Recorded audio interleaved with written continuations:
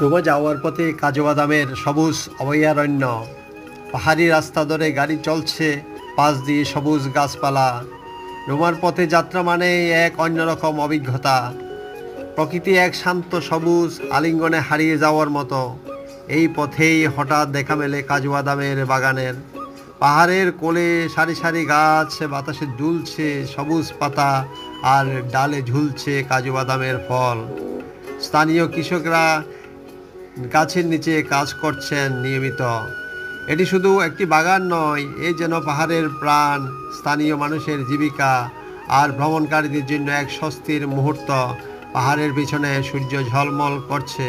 রোমা যাওয়ার পথে যদি কখনো থামেন, তাহলে একবার এই কাজু বাদামের বাগানে চোখ মেলে তাকিয়ে দেখবেন প্রকৃতি কিভাবে নিঃশব্দে গল্প বলা যায়। পাশে আম বাগানও রয়েছে।